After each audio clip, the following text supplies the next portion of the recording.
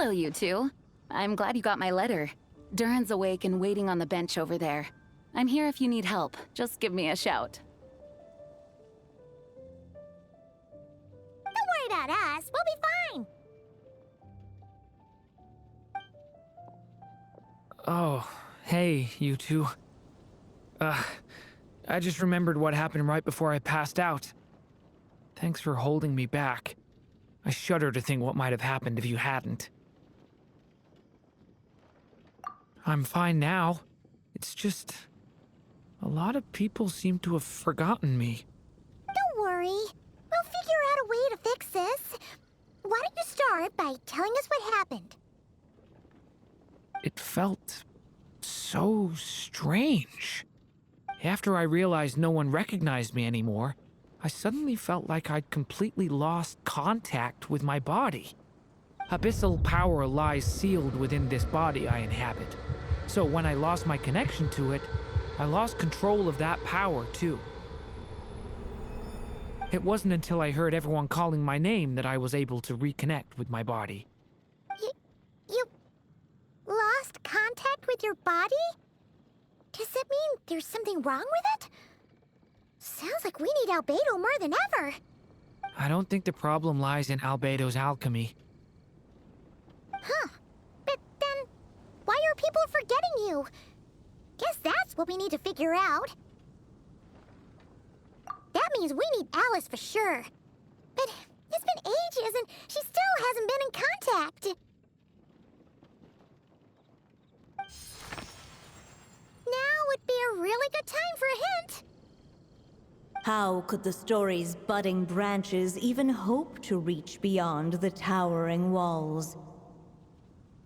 Leaving the castle, the witch went off in search of the tallest, grandest tree in the whole world. High up in the canopy of that tree, she sought a resting place, a refuge where the little sapling might take root.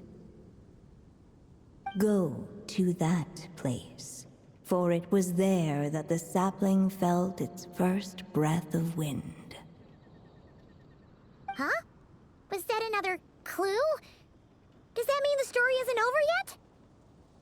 Leaving the castle. It just occurred to me.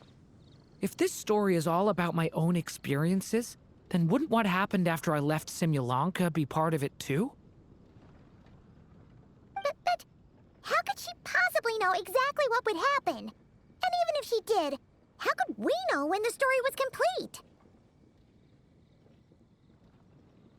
Yeah. Since we can't reach Alice right now, we'll just have to get to the bottom of this ourselves. But first, we gotta figure out where this riddle wants us to go. The tallest, grandest tree in the whole wide world. Huh. The only place that ever gave me that feeling was the one I ended up in right after leaving Simulanka. They had great coffee there, too. And so many books you'd never run out of things to read. Think about it. Our search in Mondstadt began in a library, right? Well, Sumeru City's got one of those, too. And it's absolutely huge. What do you say? Should we try looking there? Huh. That does kind of make sense. And it's not like Paimon's got a better idea.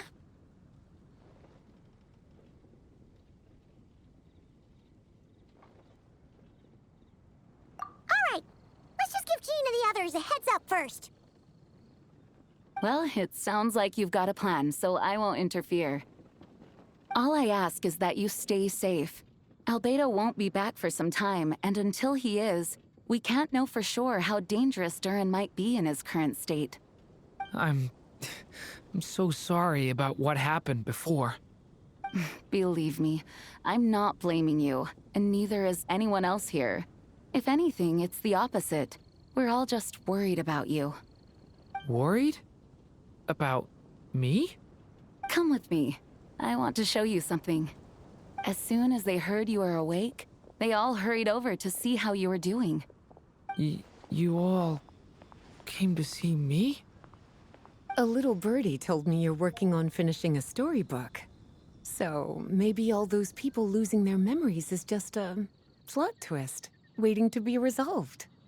Miss Lisa, you always seem to know how to put my mind at ease. Please, everyone, don't worry about me. When I get back, I'll find a way to complete my mother's story, and the one we started, too.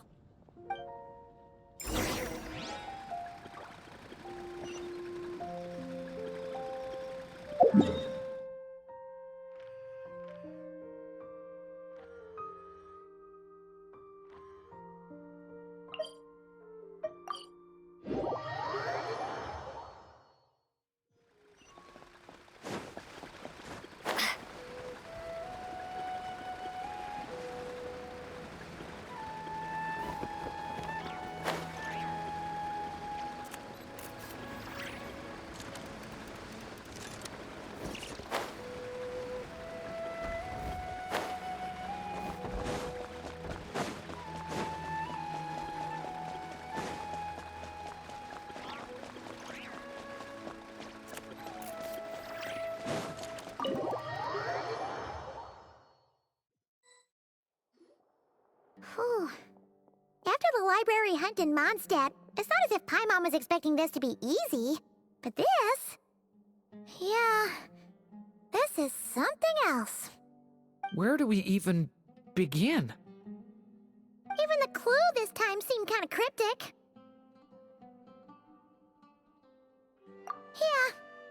Guess the best we can do is stay on the lookout for more weird things going on.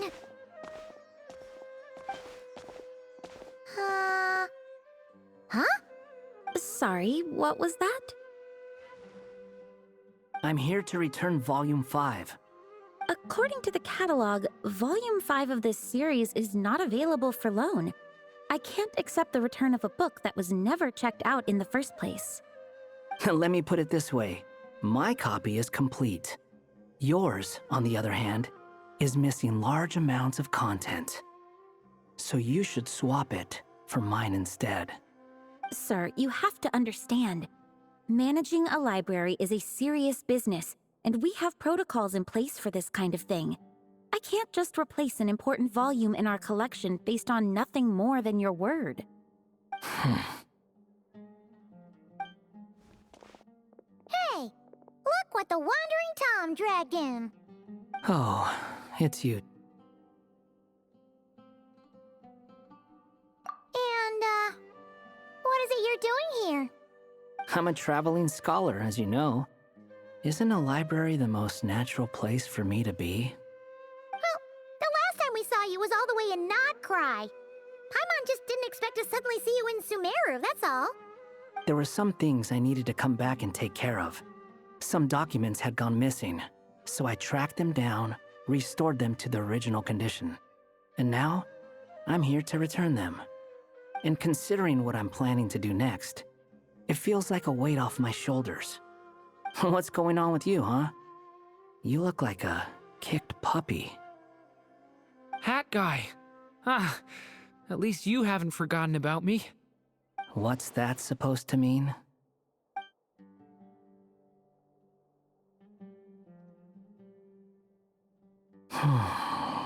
So it's been getting worse.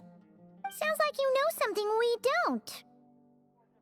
After he left Simulanka, he spent some time traveling Sumeru with me.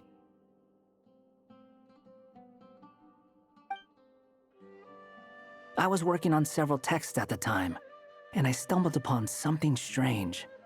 Anytime Durin of Simulanka was mentioned, before long, the record would disappear. Which means, all the remaining records on Durin are about the evil dragon that fell on Dragonspine. How did you even discover that? If I remember correctly, Hat Guy loved the time he spent in Simulanka so much that he started writing a travel log. That's besides the point. The fact is, you're not affected by the ley lines of this world. I'm sure you can grasp the implications of what that means. His case is different from mine. It's more like the world itself refuses to accept his existence. It started with a few written records, but now, it sounds like it's spread to people who never met him. or didn't know him well. At this rate, the whole world might forget him altogether. The whole world? But that includes all my friends in Mondstadt, and even Hat Guy, too. So that's what you've been worried about all this time? Why didn't you just tell me? There are more important questions right now, like figuring out how to fix this. That mage clearly cared a lot about her child.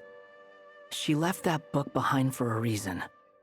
If you want answers, isn't that the place to find them?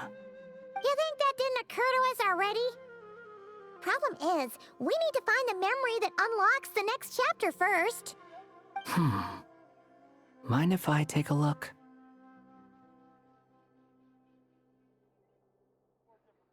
I just want to know what secrets this book is hiding. Besides, I've run into a bit of red tape, so I've got time. Of course. Be my guest. So, the memory we've been looking for was about you all along?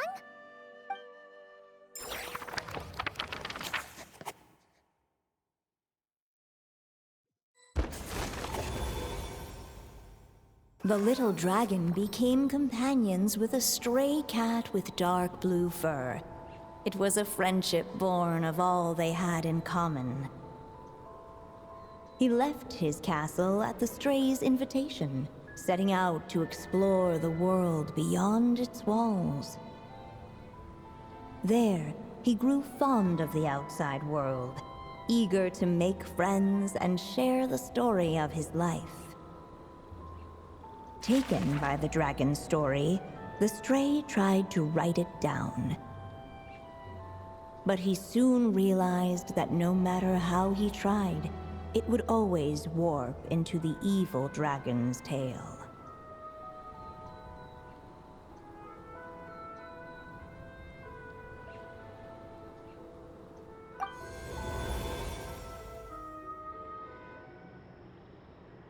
So, this is the world where this chapter takes place?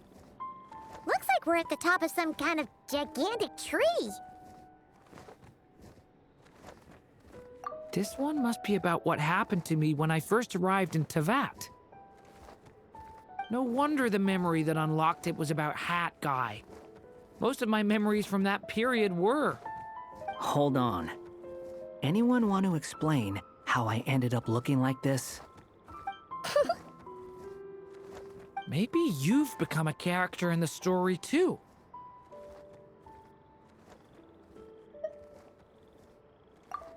You see me as a stray cat? A wandering Tom, to be exact. You should count yourself lucky. Of all Durin's friends, your character is by far the most memorable. Maybe it's because I've known Hat Guy for longer, so my impression of him is more vivid than the others. Vivid? Then how come you haven't changed one bit? Guess that means the impression the Traveler left was so vivid, it didn't need changing.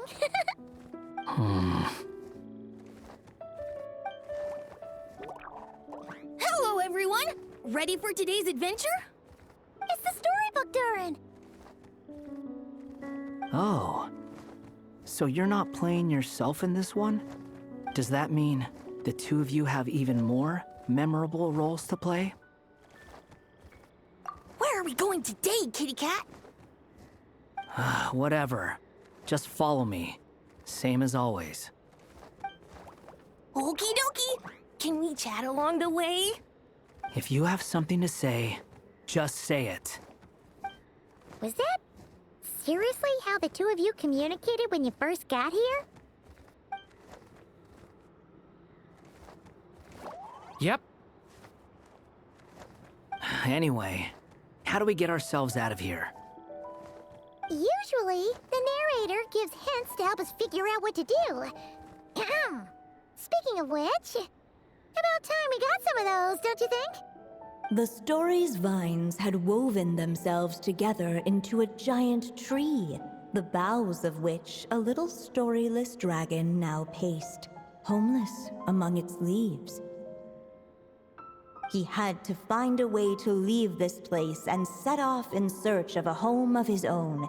If he stayed, the world would erase him from its memory altogether. To leave this place? But where am I supposed to go? The little dragon felt completely lost.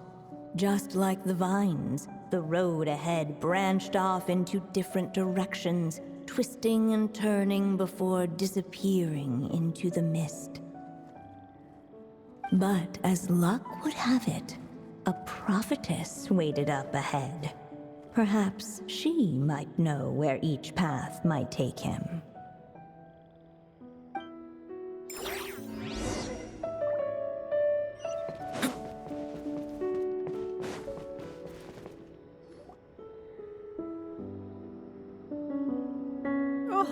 You must be the little lost dragon.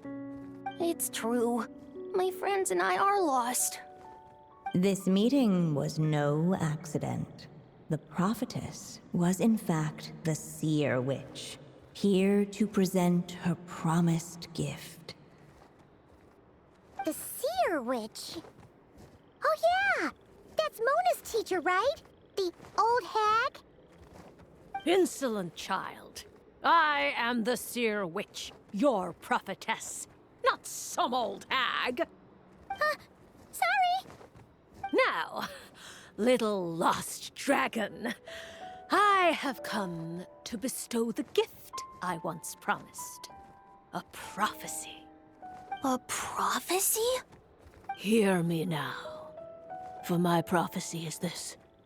One day, the dragon from beyond the castle shall be reborn, and none may avert its coming. The wind took the prophecy and swept it off into the distance.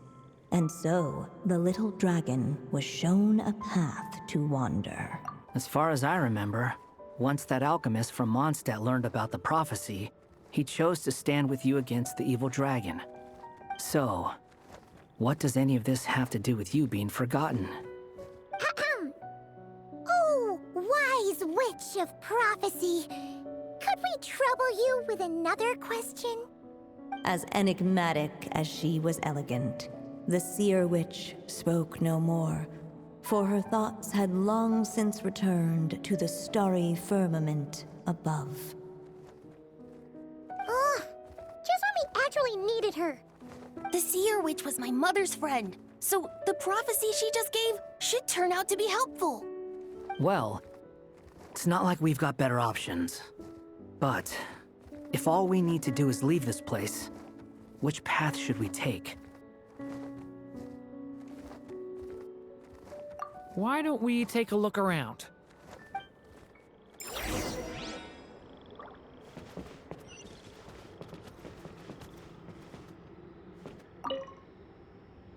As enigmatic as she was elegant, the seer witch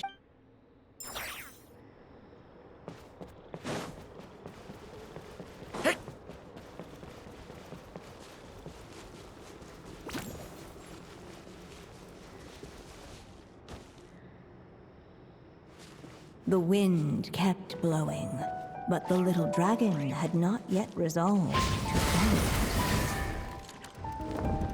Before him lay a foggy path, and where it might lead he could not tell.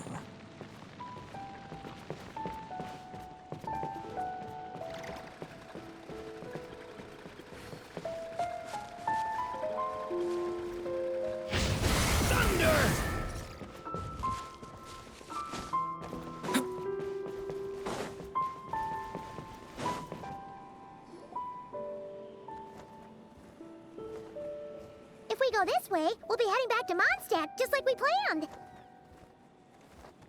of all the options so far, this seems like the safest, right? At least we know what happens next. He helps stop the evil dragon from returning, gets a new body, makes a whole bunch of friends, who all just forget about him.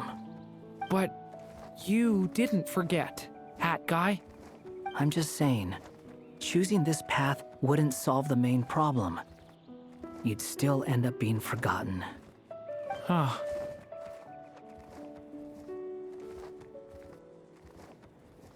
I'm not against choosing this path. I just wonder what secrets it might be hiding. Let me think about it.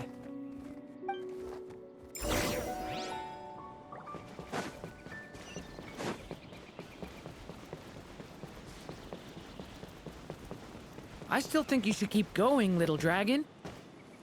If you leave the castle, you can accomplish something amazing and make a bunch of friends along the way.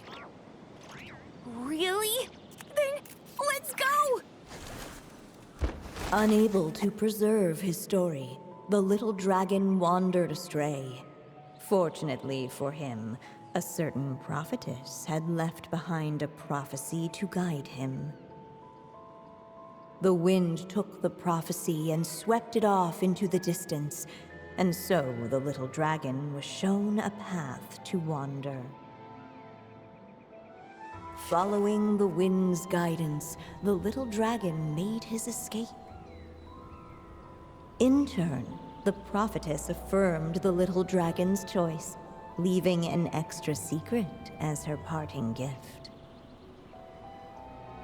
Now that you've made up your mind, I shall keep my promise by explaining Fate's little trick. Long, long ago, the gods of the high heavens gave the world outside the castle a magic of its own. They called it storytelling. It was a magic of almost unshakable power that governed how people met, grew close, and understood one another. Each person had a story meant for them and them alone, one whose ending was written in the heavens long ago. In truth, your story and the evil dragons are simply two versions of the same tale, and that is something the magic of storytelling cannot abide. Beyond the castle's walls, your story cannot take root, for the evil dragon's tale has done so already.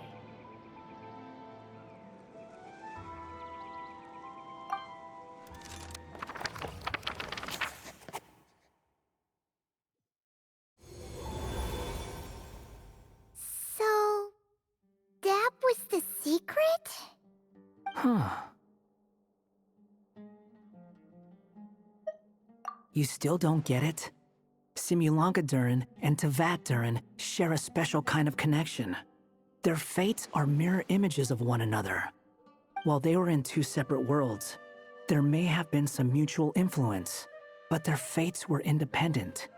But when Simulanka-Durin came to Tevat, a version of his fate already existed there. So, how can two fates exist at the same time? The answer is, they can't. The rules of this world don't allow it. You can't return a book you never checked out in the first place. So, what's Durin supposed to do? Those mages seem to have come up with quite the ingenious solution.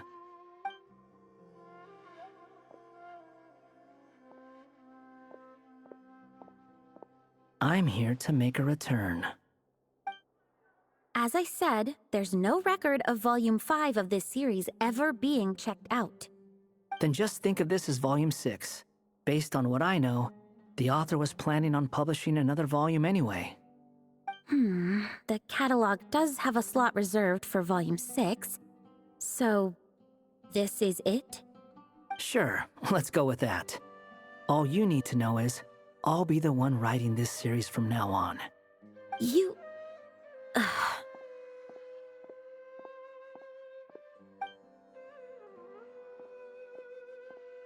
What are you up to this time? Remember the red tape I mentioned before? Well, I just took care of it. Now, I guess you'll be off to see your alchemist friend? It should be pretty obvious by now. He has the answers you're looking for. Well, we do have a whole bunch of things to confirm with Albedo, that's for sure. Didn't Gene say he'd be gone for quite a while? I'll join you. Just let me know when it's time to go. Hat guy? Don't sound so surprised. I'm part of this story too, aren't I? I'm just playing my role. Well, yeah. But it's not that. I just feel like you want to help, but something's holding you back. When I first realized you were being forgotten by the world, I thought it might be because you spent too much time with me. I even thought cutting our ties might be the only way to fix it. Why would you think that?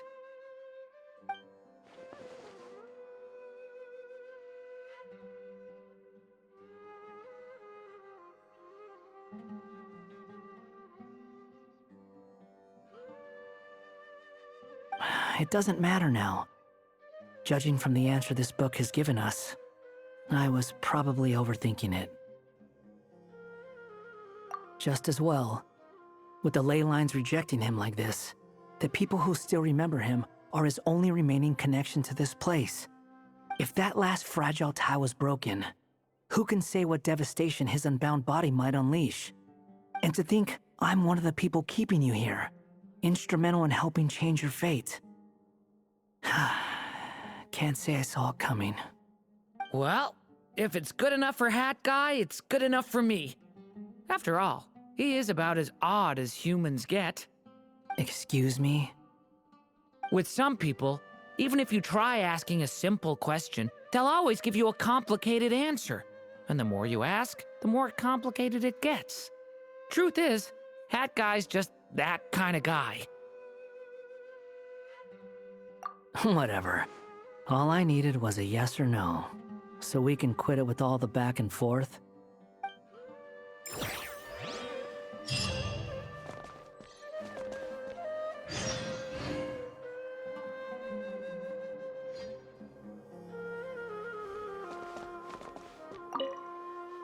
I'm sticking around for the next few days. So, when it's time to go, you know where to find me.